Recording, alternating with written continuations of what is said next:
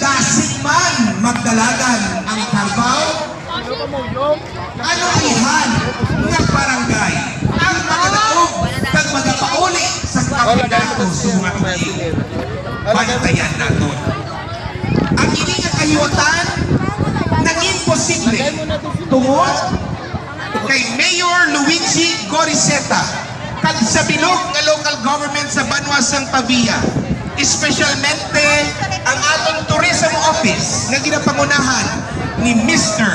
Dexter Dizon Palakpakan ta, kag sa chairman sa Committee on Tourism, SB member Ariel Paloy Herada. Galing din na kita magtugay. Ladies and gentlemen, ang tabayanan nato ng aton mga festivities. Let's get excited and let's get on the ground. Welcome to the 54th Carabao Karosa Festival. Arangkapa, Pavia.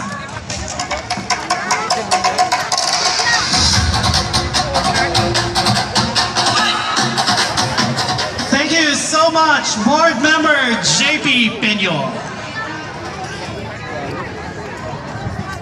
At this point, allow me to read the contest mechanics and criteria for our best decorated Carabao and Karosa, and as well as the best barangay parade crew.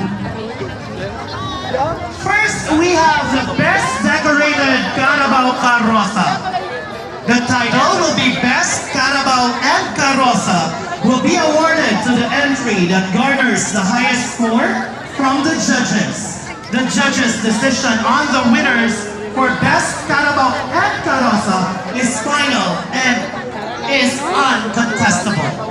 Both the Carabao and Karosa must be decorated and adorned with the following criteria for judging. Decorated Carabao, 15%. Decorated Karosa, 85%, with a total of 100%. For the breakdown of percentage points, for decorated Carabao, we have the use of headpiece, which is 5%, and the use of garland, lei, or neck decoration, 10%. This composes the 15% decorated Carabao. While for decorated Karosa,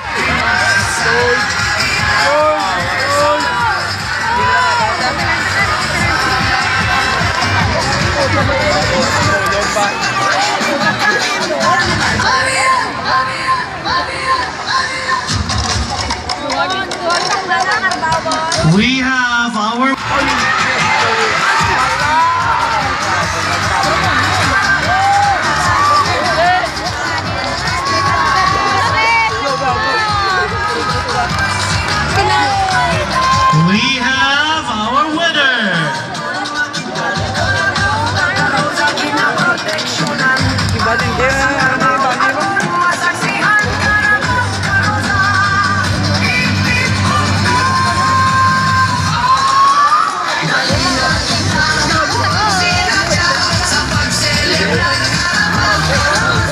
Si Marwa Sulato natin ang official result.